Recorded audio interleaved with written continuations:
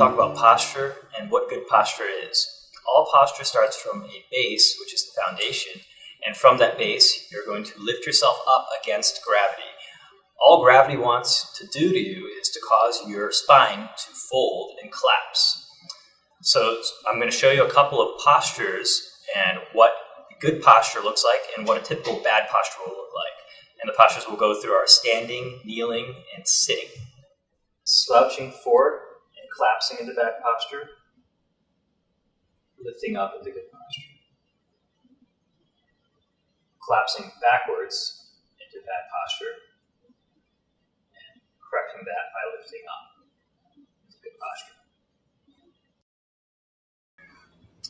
So today we're going to talk about postural endurance and what it is. Most people think they can sit for hours on end without having any problems as long as they have quote-unquote good posture. Any person who sits longer than 30 minutes will generally stop feeling where they are in space because the organs within the muscle that pretty much sense the position of the joint start to lose that ability and adapt. So you stop feeling where you are. I'm going to show you a couple of exercises that help kind of wake those joints up and give more input into them and kind of reset the clock when it comes to your postural endurance. Gently twist through the trunk without twisting through your knees. Gently flex through the trunk and lift back up into thoracic extension.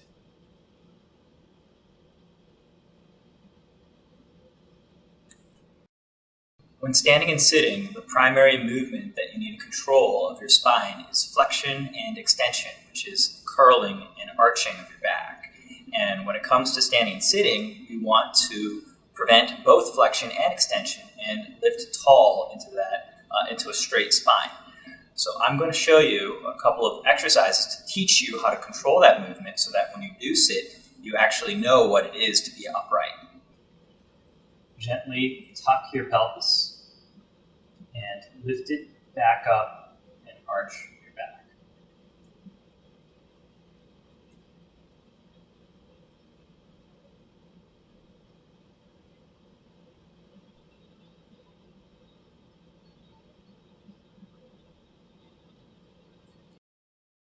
There are two types of seated posture, supported and unsupported.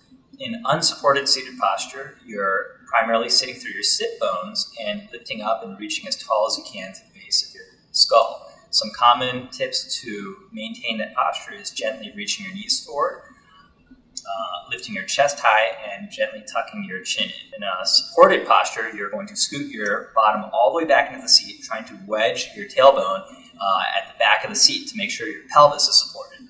And everything else is the same, lifting your chest high and keeping your chin tucked.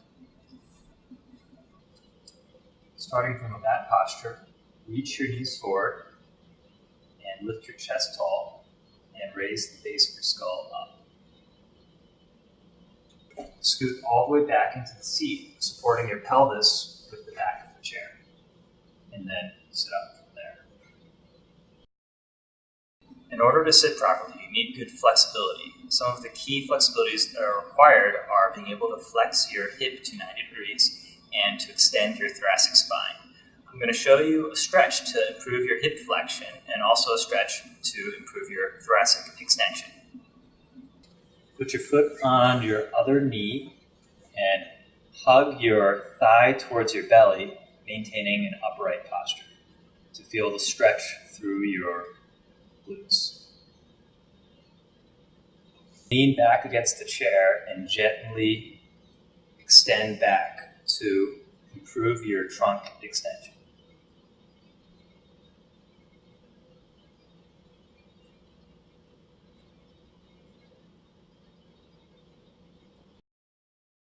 There is a proper posture to standing to reduce stress on your back and joints. I'm going to show you a couple of cues that can help improve your standing posture.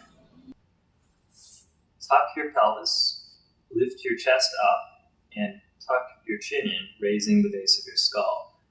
Try to stack your hips and your chest and your head all on top of your feet. In order to stand properly, you need good flexibility. Some key points are to be able to extend your trunk, extend your hip, and ankle flexibility. I'm going to show you a couple of stretches for each of these. Perform this exercise to improve thoracic extension. Lift up onto your elbows for up to 3 seconds and perform up to 10 repetitions. Make sure you perform this exercise on a firm surface. Tuck your pelvis in a kneeling position to stretch your hip flexors in the front of your thigh. Hold for up to 30 seconds and perform up to 3 times.